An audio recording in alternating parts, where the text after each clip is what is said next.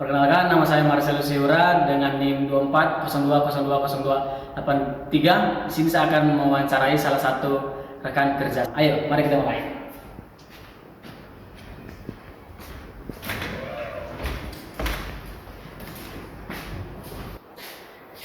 Ya, di sini saya akan mewawancarai salah satu teman kerja saya yang bernama Dance Arianto. Ya. Kalau boleh tahu Pak Dance ini pekerjaannya apa sih Pak Dance? Saya sebagai koordinator jaringan radio Dian Mandiri yang ada di Indonesia. Wow, jaringan radio yang Indonesia ya. Kira-kira berapa radio yang Pak Dance handle nih? Untuk sementara kita ada 50 jaringan radio Kristen yang ada di seluruh Indonesia dari Sabang sampai Merauke. Wow, banyak sekali ya jaringan radio yang Pak Dance handle saat ini. Betul. Salah satu radio yang ada di Bali ada nggak, Pak? Kita punya jaringan itu bukan jaringan tapi cabang kita, Ya. itu radio Dian Mandiri yang ada di Desa Blimbing Sari di Kecamatan Melayan. Oh, di Jembrana ya. Oh, Yes. biasa. Ya. Nah, Pak Dance, saya mau tanya, kesulitan apa sih yang Pak Dance temui atau dapati saat melakukan pekerjaan sebagai koordinator radio ini, Pak?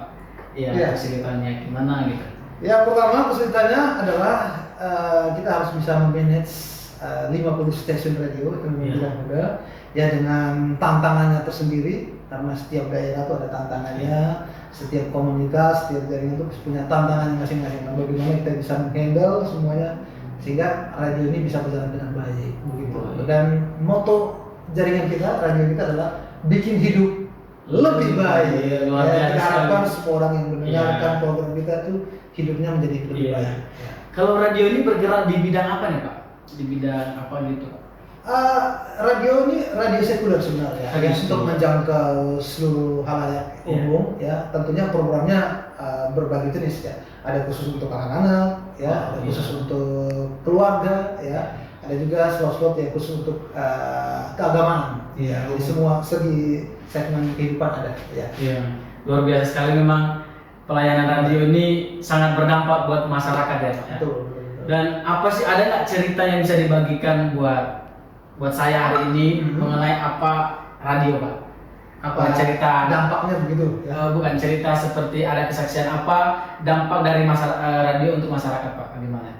Ya, yang pertama kan radio itu kan bukan hanya sebuah apa ya, entertain ya, Yeah. untuk hiburan dan sebagainya, tetapi ini radio ini kan membawa transformasi kehidupan ya. Yeah. Jadi transformasi itu diawali dari pola pikir, cara pandang. Nah, melalui program-program yang kita buat itu kita mau membuat paradigma pola pandang para pendengar kita itu menjadi lebih baik ya. Iya. Yang mungkin dahulu mereka menjadi orang yang pesimis, tapi setelah mendengarkan program kita menjadi orang yang lebih optimis ya, lebih yakin. Dan tentunya dari cara pandang mereka berubah akan membuat kehidupan mereka juga menjadi berubah. Bukan hanya itu, tapi dompet mereka pun.